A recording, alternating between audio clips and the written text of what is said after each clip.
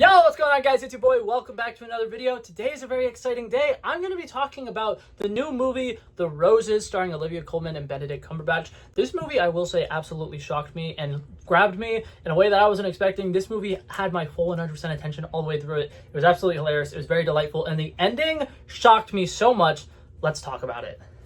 Modern Movie Review.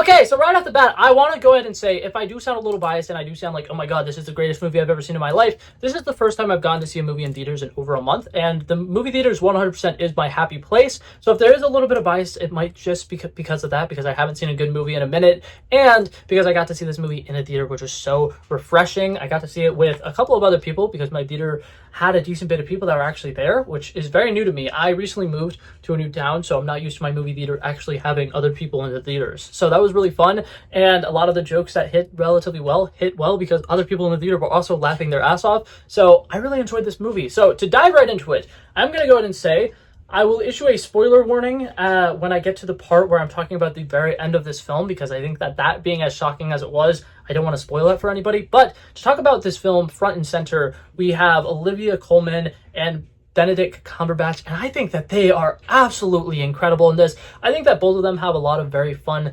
charming, and wittiness to them, and it's very, very fun. The way that these characters are kind of narcissistic assholes only works if you have actors and actresses who can play those character archetypes and still have a little bit of pizzazz to them. And I think that they picked two characters that are absolutely perfect for it. I think that Benedict Cumberbatch, his biggest role right now that everybody probably knows him from, is Doctor Strange. And Doctor Strange 100% is a character that has this. He's an asshole, but he's a likable asshole because of the way that Benedict Cumberbatch plays him. And I think that you needed somebody with that exact energy for this movie to work. And he brought that, and he absolutely nailed that. And then Olivia Coleman on the other side had to be able to play a bitch really well. She had to be able to have this like narcissistic attitude. She has to be somebody who's like too full of herself and has way too much confidence and doesn't understand when some of the things she's saying is like going too far. But because she's very sweet and at the end of the day she has like a really good emotional weight to her, it's also very captivating, a lot of the stuff she's able to do in this film. So I think that overall this casting decision for those two specifically was absolutely phenomenal. I think that this movie potentially would not work if you didn't have two actors who could absolutely toe that line of being insufferable and likable. And on top of that, their chemistry with each other was phenomenal. I think that this movie was just perfectly casted, and I genuinely don't think any other two actors would have made this movie work as well as those two did. I think that they were perfect, and they were firing on all syllables all throughout this entire film. So, to talk about the rest of the casting decisions, some of the side characters I feel like wouldn't have necessarily been better if they were casted as different people, but there are characters like Kate McKinnon. I love her to death. I think she's fantastic. She feels so out of place in this movie, and her comedy style, in my opinion, is not something that works relatively well with this movie. I think that this movie is very like heightened by some really intense moments, and her randomly coming in and having like a subplot where she like wants to cheat on her husband is like so distasteful based off of the fact that the two main characters in this movie are two people who love each other so much, but also love their things that they do outside of the relationship just as much, that they're struggling to stay together. And bringing in like a cheating subplot almost is like really uncomfortable, and I really don't think it does anything for the plot. So every time Kate McKinnon is on screen, it does really irk me. I don't think that she's that incredible. And there's a scene specifically like at the very end of the movie. She's like one of the last characters you see before like the last 10 minutes. It's just Olivia Coleman and Benedict Cumberbatch together.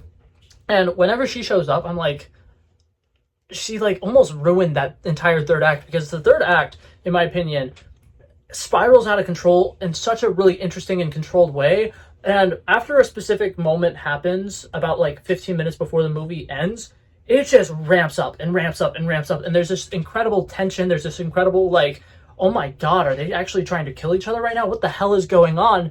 To all of a sudden Kate McKinnon shows up, completely kills all of that momentum, and it just absolutely drove me insane. I think that that's probably one of my biggest complaints about this movie, is literally just Kate McKinnon. I feel like if you casted anybody else in that role, it potentially would have worked a little bit better. That being said, I love Kate McKinnon. She has, I want to say maybe like one or two jokes in here that hit really well for me. Just her flirting with Benedict Cumberbatch parts were not doing it for me.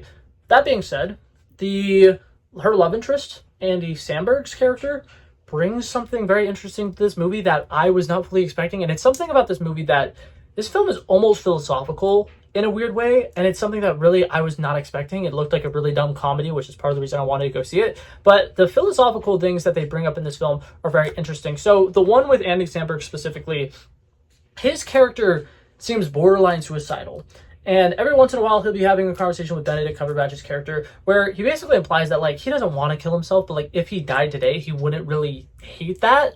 And I think that that's such, like, an interesting thing because, like, everybody in life sometimes kind of has those days where they're like, life doesn't really feel all that meaningful. What gets us through the day? Why do we keep doing the things that we're doing? And by the end of the day, you kind of get the answer that he gets for this, which is he has somebody who he loves and somebody who he absolutely trusts. And he thinks that no matter how hard the bad days are, there are some good days and you just got to really focus on the good days. And I think that that is something that's absolutely beautiful because this movie is about two people who were in love and how they're kind of falling out of love, but they're so obsessed with each other that it's really hard for them to actually like break up. And they can't really see themselves living without the other one because they do genuinely love each other. It's just that they also love other things more, and it's really hard to make sacrifices for love. So Andy Samberg's character being somebody who's kind of the opposite, where like he does really love his wife and she really loves him, and they have a lot of really important moments together that, you know, they cherish each other in a very interesting way. They just have a weird relationship dynamic.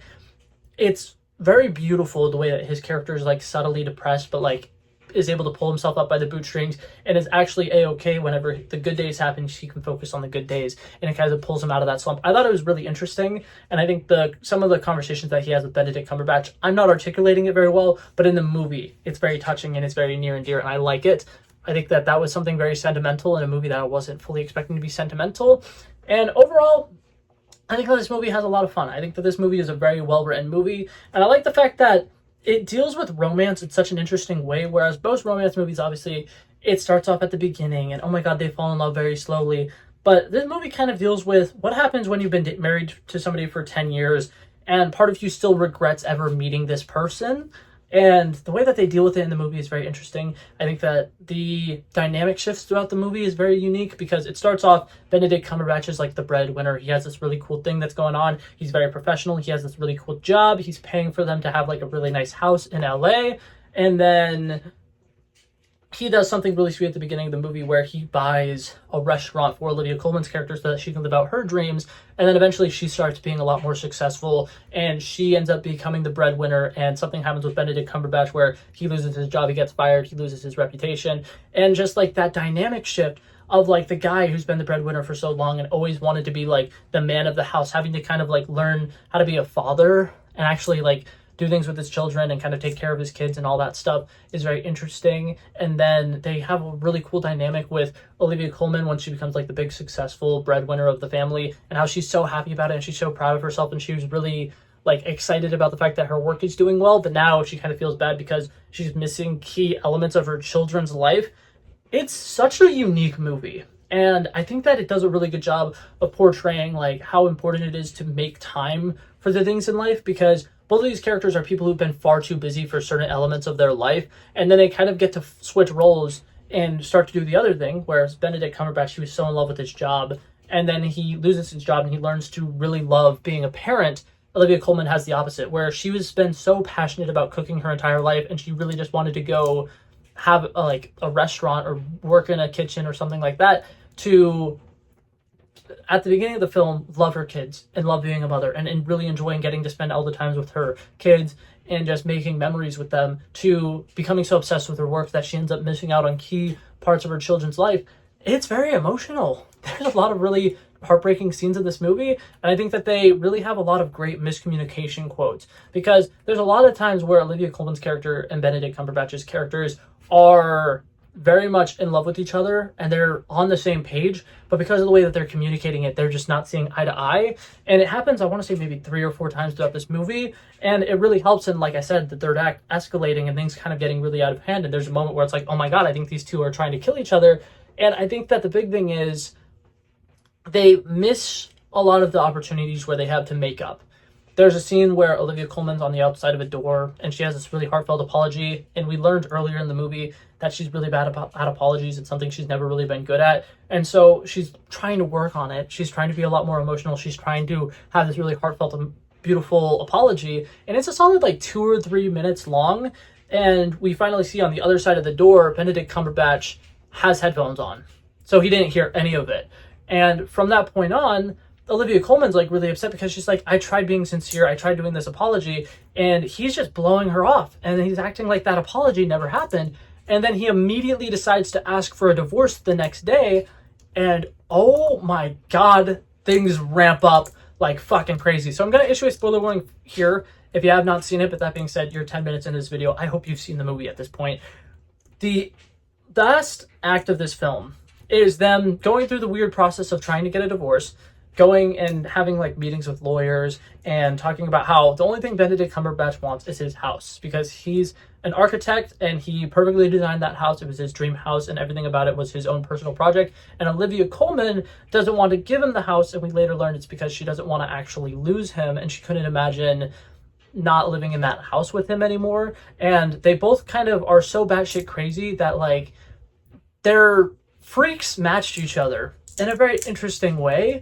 And I absolutely love it. I think it's very captivating. And they start trying to kill each other at the end of this movie because they can't come to an agreement about like who gets the house, who gets this, who gets that. And so they start a fight, like an actual fight where Benedict Cumberbatch gave Olivia Coleman's character something she's allergic to. And then he was like, if you don't sign the divorce papers, I'm not putting this EpiPen in and you are going to die, basically. And then last second, she signs the paper, he does the EpiPen, and she realizes, holy fuck, you were going to kill me. So she grabs a gun and starts shooting it at him, and then he grabs a knife and throws it at her, and they're just absolutely going at each other, and everything just really spirals and spirals and spirals and spirals. At one point, Benedict Cumberbatch broke this gas stove because it was something that was very, very special to Olivia Coleman's character. And they kind of go all around the house just destroying everything, trying to kill each other, occasionally having breaks in the conversation where they kind of remind each other why they love each other and how much they love each other. And then it ends with them having a very heartfelt conversation, laying down in bed to have sex. And then we discover that the gas stove getting destroyed earlier is going to come into play because there's now a giant gas leak in the house. And when they go to get intimate and lay down and have sex, they tell their Amazon Alexa that they have in the house, hey, play some music and light a fire. And the movie ends like that. There's a giant flash of white, and they're dead. That was insane. That was insanely cool. I thought that it was an incredible way to end that movie, and I just think that it was just such a captivating, like shocking way to end that film, and I absolutely loved it. I thought it was a very daring thing, and I think that the final line of the movie is "Till death do us part."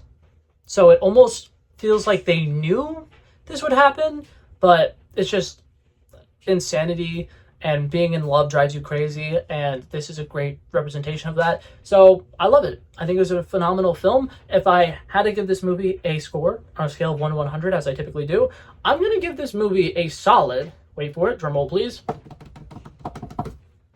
87. I really liked it. I thought it was fantastic. Like I said, with the exception of Kate McKinnon's character, I think this entire film is phenomenal. Like, I think that it's a really, really good movie. It's an incredible comedy with a lot of gags that really made me laugh. There's a lot of heartfelt moments, and there's a lot more sentimental moments that I thought than this film was going to have. And I think that the way that these two people who are in love but are still trying to find their own sense of individuality, and that's why they're struggling to still love each other, I thought that was beautiful, man. I thought that was really good. In a world full of codependent people, seeing like the opposite, two people who are in love but are so different and still have their own individual differences and stuff like that, that was unique. That was really cool, and I really liked it. But yeah, that being said, that was it for this video, guys. Thank you guys so much for coming by and checking it out. I love and appreciate you guys so much for watching. And if you liked it, feel free to like and subscribe, and I'll hopefully see you guys in the next one. Peace out. Bow, bow, bow.